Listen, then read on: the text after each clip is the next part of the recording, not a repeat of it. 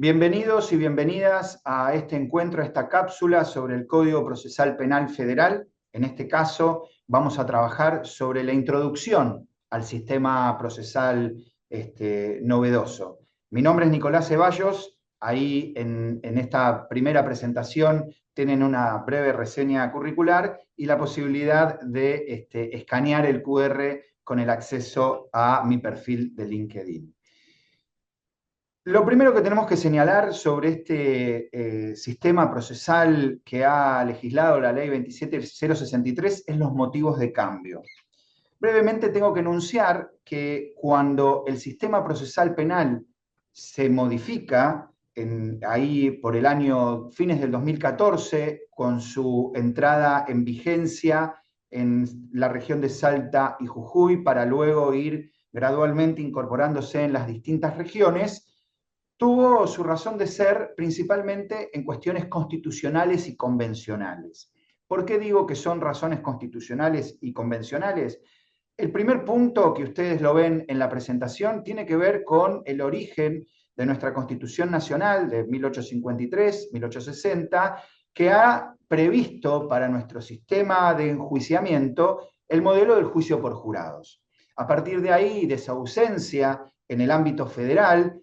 que si bien en el año 2011 algunas provincias han comenzado a tener el inicio de este sistema de juzgamiento popular, lo cierto es que quedaba pendiente en nuestra Constitución cumplir esos 3 mandatos que se enuncian en nuestra Carta Magna. Bajo esta idea, creo yo y comprendo, y también la Corte Suprema de Justicia de la Nación, tanto en el caso Casal, en el caso Quiroga, del 2005-2004 respectivamente, han señalado que en la medida que no se implemente un sistema de juicio por jurados,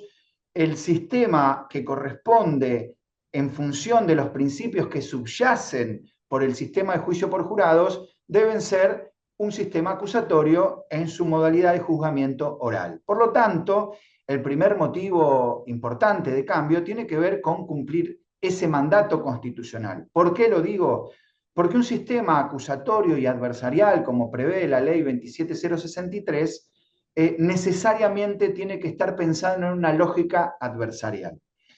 Otro de los motivos de cambio es la posición del Ministerio Público Fiscal, que ha dado ese estatus de órgano autónomo en el artículo 120 de la Constitución de la Nación, que hace pensar en esta idea del constituyente en que nos centremos en un enjuiciamiento acusatorio.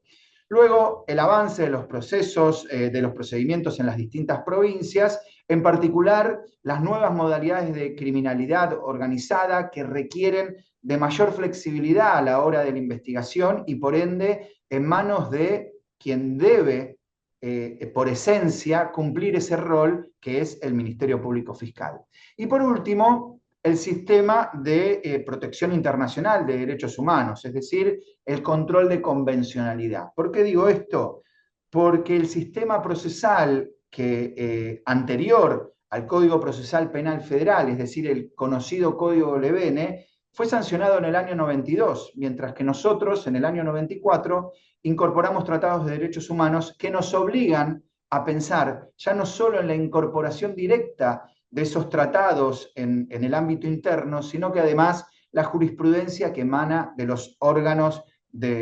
internacionales con respecto a determinados preceptos, en particular la zona sensible del derecho penal, como pueden ser las garantías mínimas del artículo 8 de la Convención Americana de Derechos Humanos y del 14 del Pacto Internacional de Derechos Civiles y Políticos. En definitiva, este cambio a un sistema acusatorio, su origen central es un origen constitucional y convencional. Esto ayuda a reflejar que cuando hablemos del Código Procesal Penal, hablemos de la reglamentación de estas garantías provistas de la Constitución Nacional, como también de los tratados de derechos humanos. Así nace este Código Procesal en fines del año 2014, con su puesta en funcionamiento en la región Salta y Jujuy recién en el año 2019, previa adecuación normativa que se realizó por algunas incorporaciones que motivaron a la introducción de técnicas especiales de la investigación y alguna que otra modificación en su texto original, y por lo tanto podemos considerar que este Código Procesal Penal Federal es de aquellos sistemas de tercera generación que implican que se trate de un sistema acusatorio y adversarial. ¿Qué significa? Que sea un sistema acusatorio, creo que todos podemos compartir, que es algo propio de dividir las funciones en principio del Ministerio Público Fiscal, desarrollando la investigación, e impulsando el ejercicio de la acción penal, mientras que a los jueces se les reserva específicamente la función jurisdiccional. Es por eso que estamos en un sistema acusatorio, pero el tinte de adversarial es aquello que refleja en mejor medida cómo representa todo lo largo de este sistema el conflicto entre las partes, es decir, entre adversarios. Los adversarios van a fijar los puntos litigiosos y van a recurrir o litigar ante un juez con funciones de garantías en la primera etapa, ante un juez con funciones de revisión en la etapa de control de acusación, lo que se puede también decir etapa intermedia, y finalmente a un juez con funciones de juicio en la tercera etapa oral. Pero siempre a partir del conflicto que las partes lleven en este sistema adversarial. Por eso, esa denominación del sistema entre adversarios. Otra de las características de este código, antes de ponernos a puntualizar cuáles son los aspectos novedosos de este Código Procesal Penal Federal, les quiero puntualizar que este sistema está principalmente orientado o de alguna manera consagrado con determinados principios procesales que se enuncian en la primera parte del sistema. Así nos encontramos que este código procesal tiene 24 principios, que antes se resumían en 1 o 2 artículos iniciales en los sistemas, como en el del EBN y otros modelos procesales provinciales, pero aquí el legislador ha decidido incorporar 24 principios procesales. ¿Qué significa esto? Primero, la importancia de la mirada que se va a tener en todo el Código Procesal. ¿Por qué? Porque a diferencia de otros modelos de enjuiciamiento más bien consagrados en un texto pétreo o en un texto legal que obliga a considerar cada una de las cuestiones normativas bajo la idea de la lingüística de lo que el texto legal dio, en este caso nos encontramos con principios procesales que son normas abiertas que permiten una optimización transversal en todo el sistema procesal. En conclusión, o hablando en llano, estos principios son los que van a ayudar a reflexionar sobre cada uno de los institutos que el propio código establece. Es decir, ordenarlos, optimizarlos, ayudar a que su interpretación siempre favorezca al buen funcionamiento del sistema en su conjunto. Por eso, ahí pasamos a los aspectos novedosos que se van a encontrar con este nuevo sistema procesal, penal, acusatorio y adversarial. La primera, sin duda, es aquello que muestro en la presentación, es la división de funciones entre el Ministerio Público Fiscal y el órgano jurisdiccional. El juez, por el artículo 116 de la Constitución Nacional, es quien está mandado a ejercer su función jurisdiccional, es decir, resolver los casos aplicando el derecho en función de aquel litigio que las partes traigan, mientras que al Ministerio Público Fiscal le compete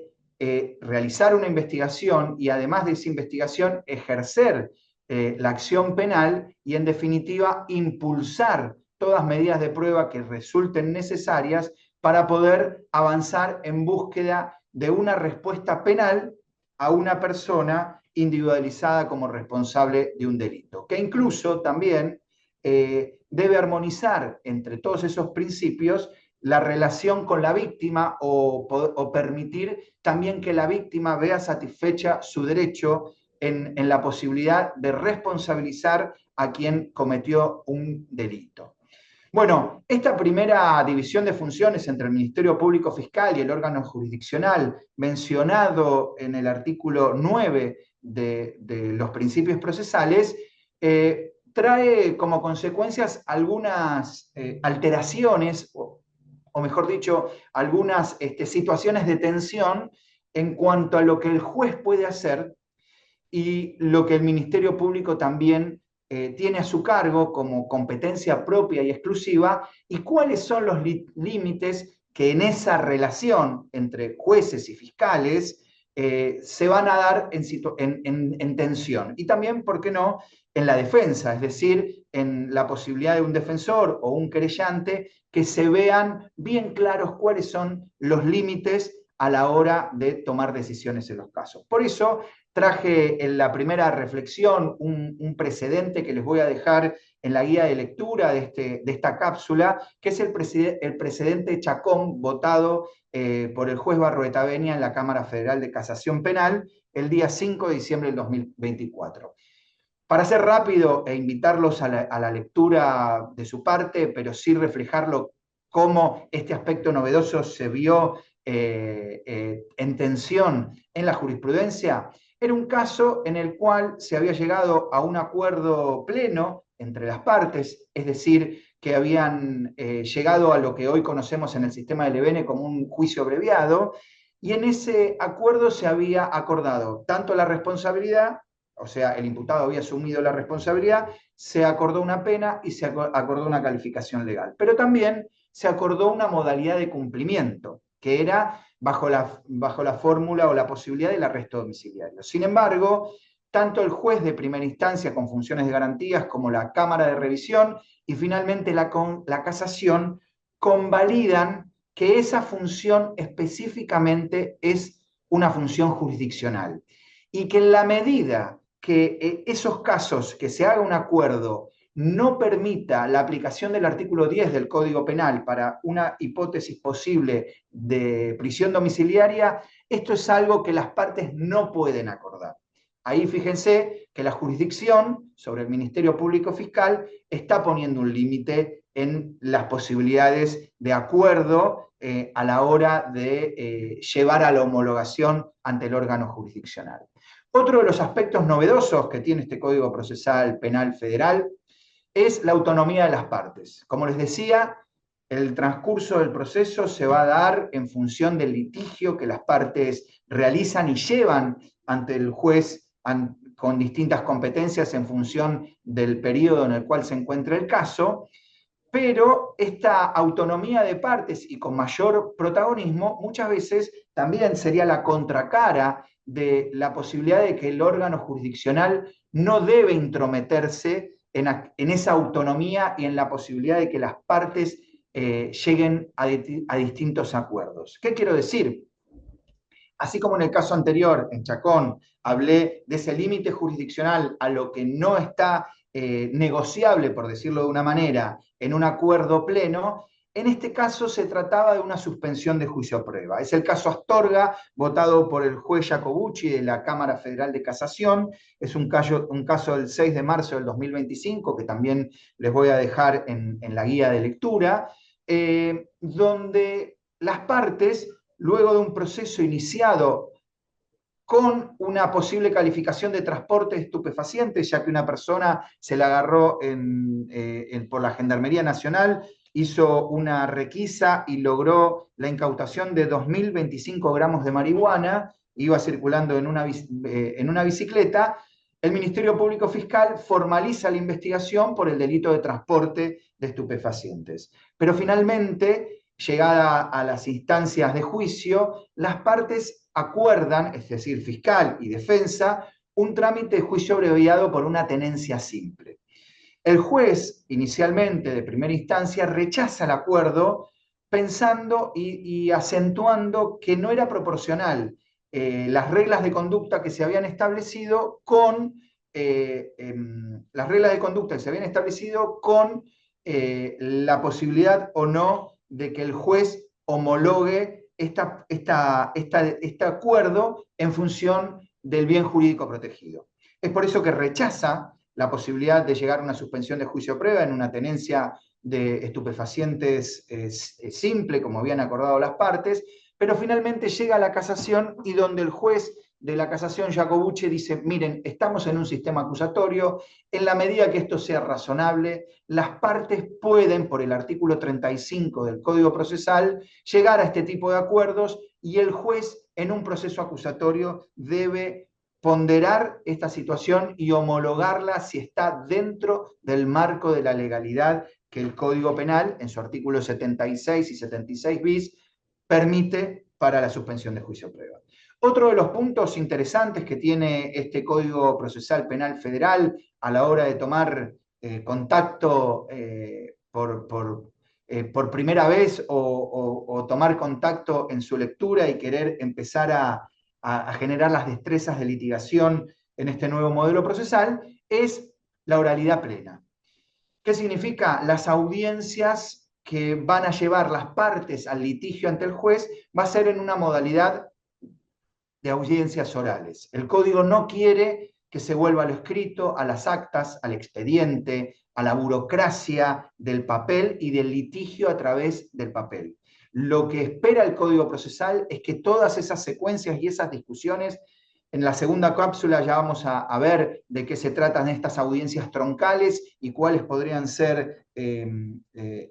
otro tipo de audiencias que se pudiera dar en el contexto del proceso penal, pero lo que sí marca como un hito en esta incorporación del sistema procesal adversarial es que todas esas situaciones van a ser litigadas por las partes en una audiencia oral de manera simple, desformalizada, en el cual va a preponderar el rol del fiscal a la hora de presentar el caso para que pueda la defensa ejercer su legítimo derecho de defensa, y finalmente los jueces que también tomen decisiones en ese contexto de audiencia a través del uso de la palabra como método de calidad para transmitir información. Es decir, el lenguaje claro, la forma de poder tomar una decisión y que se transmita de la manera más correcta, que es el uso de la palabra. Y muchas veces hemos dado cuenta de que lo escrito puede generar confusiones, pero es por eso que el código acentúa esta modalidad de oralidad.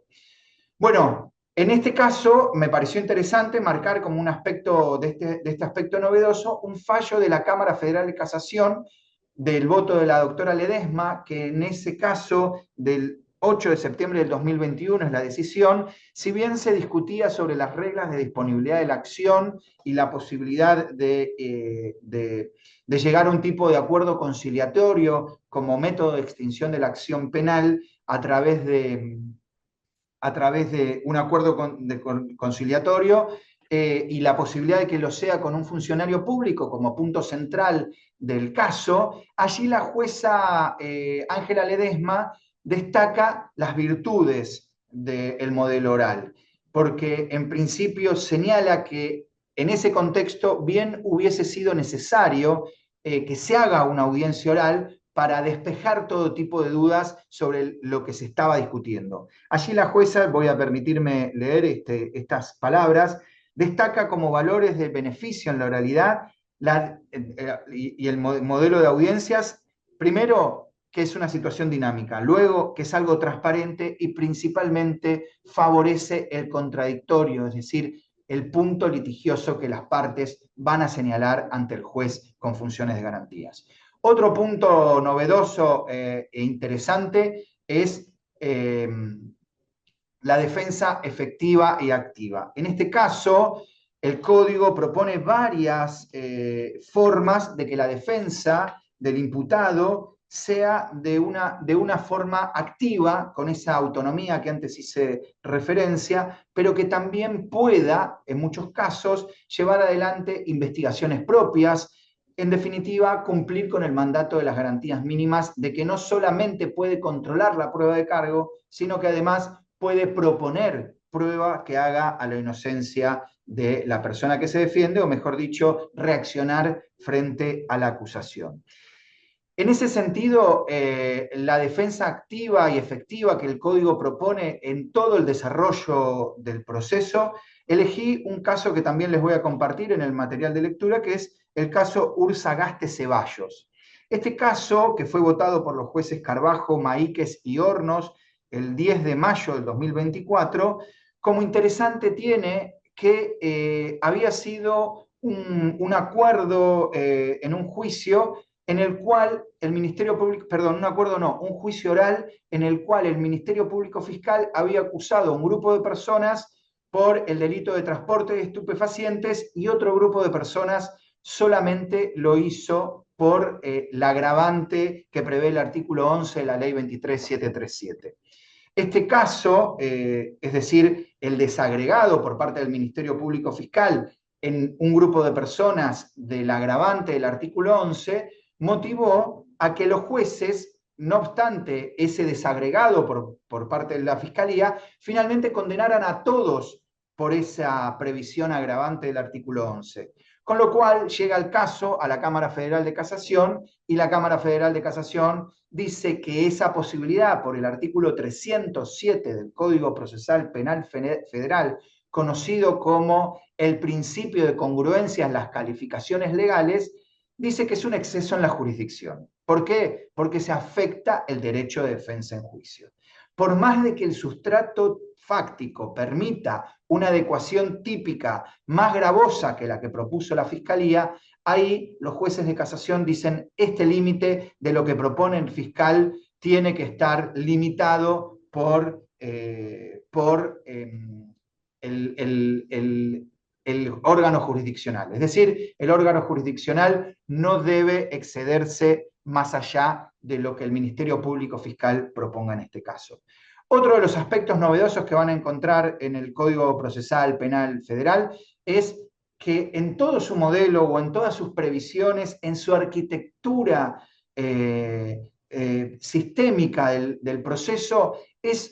viene con la mano de la idea de una gestión del conflicto a partir de la eficacia en la intervención penal. ¿Qué significa esto? Utilizar reglas de disponibilidad de la acción, salidas alternativas como la suspensión de juicio a prueba, acuerdos parciales, acuerdos totales, en los cuales, de alguna manera, para graficarlo, el proceso comienza, ya lo vamos a ver en la segunda cápsula, cómo es que comienza los distintos modos de inicio de un proceso, pero que esa cantidad de casos se vaya reduciendo hasta llegar al juicio, finalmente los casos que realmente implican una necesidad de llevar a un juicio oral y público en el cual se va a discutir culpabilidad o no de una persona. Mientras que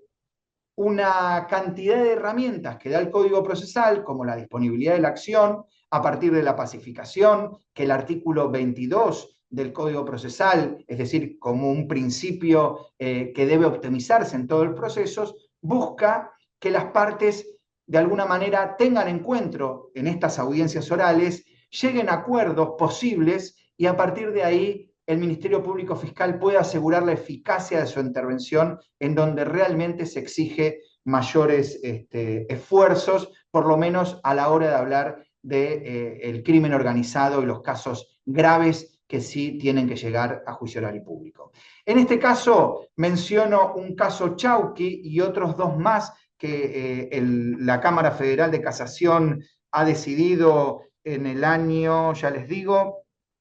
en el año 24, el 14 de noviembre, que también les voy a acompañar, con algunos otros casos, Prudencio Ruiz y el caso Arjona, que en definitiva reflejan 8 acuerdos realizados entre el fiscal y la defensa, 4 parciales, 4 eran totales, y la presencia de un querellante, que se trataba del delito de secuestro extorsivo. Se los hago corto para que ustedes después lo puedan leer si les interesa el tema. Así, si bien se convalidaron todas las decisiones que se tomaron en la instancia, lo cierto es que lo que se discutía en definitiva era ese rol del Ministerio Público Fiscal de llevar adelante distintos acuerdos al momento de iniciar el juicio oral. Y que lo que trasluce esos distintos fallos que tienen con motivo de un solo caso es esta posibilidad del Ministerio Público Fiscal de no ir a discutir cosas que puede acordar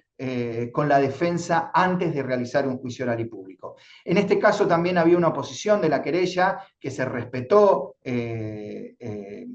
por parte del juez y que motivó que de los 8, uno de los casos no llegara a un acuerdo ni pleno ni parcial, porque justamente se había modificado la participación de uno de los imputados, lo cual dio pie a que los jueces autoricen que con la oposición de la querella se pueda realizar el juicio oral y público. Bueno, luego la mirada de las medidas de coerción personal, el modelo procesalista, esto que el código espera que se sustancie o que de alguna manera se cristalice los tratados de derechos humanos, las interpretaciones de los tratados de derechos humanos, que finalmente lleguen a los casos en concreto. Es decir, salir del viejo esquema de escarcelación pensando que solamente es detenible aquellos delitos que no son escarcelables, es decir, que según el artículo 26 del Código Penal son de cumplimiento efectivo o no, para salir un modelo que principalmente se oriente y se considere los peligros procesales, tanto de fuga como de entorpecimiento, pero que a partir de esos peligros procesales se pueda pensar en un modelo adecuado a los tratados de derechos humanos y la Constitución Nacional. Otro aspecto novedoso que tiene este Código Procesal Penal Federal, acusatorio y adversarial, es el control de la etapa de control de acusación. En ese sentido, el control de la acusación, o lo que hoy conocemos en el sistema Levene como la etapa intermedia,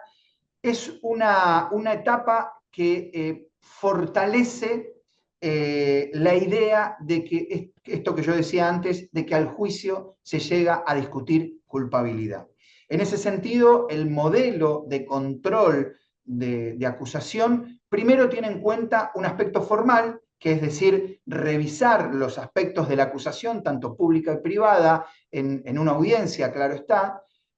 como así también ver si ese caso va o no a llegar a un juicio oral y público. Y en esa discusión es que abandona este código aquello que en el código Levene se disponía a través de la mirada de la probabilidad o no para avanzar al juicio. Mientras que en este caso se discute si estamos en presencia de un caso sustentable posible de ser discutido por el Ministerio Público Fiscal en el ámbito de un juicio oral y público. Para este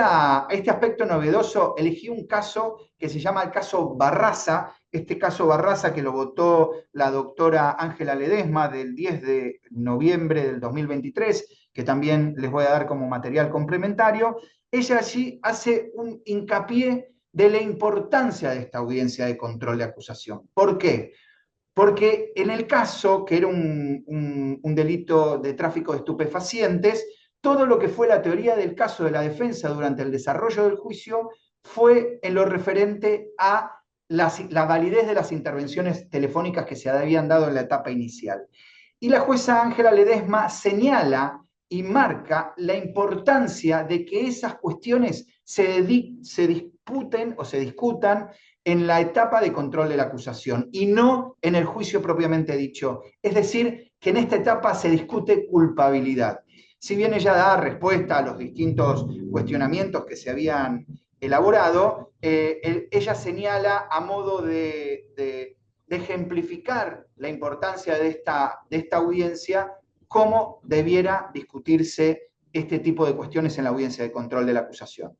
Litigación en la etapa oral, otro caso que traje acá, es decir, la nueva forma de discutir en un juicio oral y público y no a lo que estamos acostumbrados en el Código Levene. En una de las cápsulas vamos a tratar en particular sobre qué implica la litigación y la visión diferente de la litigación en la etapa de juicio oral y público, pero acá solamente quiero señalar este caso Meireles, que es del 17 de marzo del 2025, en el cual la jueza Ángela Ledesma señala la importancia de los acuerdos probatorios y cómo eso influye en la litigación del juicio oral y en la parte de la discusión de la culpabilidad, como decía antes. Otra cuestión u otro aspecto a resaltar de este modelo procesal es las distintas herramientas que tiene para casos complejos y crimen organizado. Allí se prevé un capítulo específico que a contracara del modelo de audiencias de flagrancia o de procesos especiales de flagrancia, donde la idea es acelerar el proceso porque estamos frente a un caso fácil, por decirlo de una manera rápida y coloquial, como contrapartida de esa situación de flagrancia, el código prevé herramientas para cuando los casos son complejos, estamos frente a una situación de crimen organizado y de alguna manera los tiempos procesales deben necesariamente extenderse para que el Ministerio Público Fiscal pueda llevar adelante su función esencial. Y por último, aquello que decíamos en la presentación anterior, la presencia de los principios procesales, estos 24 principios procesales que señalaron, o de alguna manera en el reflejo de todos estos casos que los he ido mencionando, optimizaron los institutos del sistema procesal y permitieron que en definitiva la arquitectura procesal o el diseño procesal pudiera avanzar en su buen desarrollo. Así que bueno, con esta presentación y con estas palabras, doy por finalizado esta primera cápsula, donde van a poder también tener acceso a todos estos precedentes que he hecho referencia a lo largo de la presentación. Muchas gracias.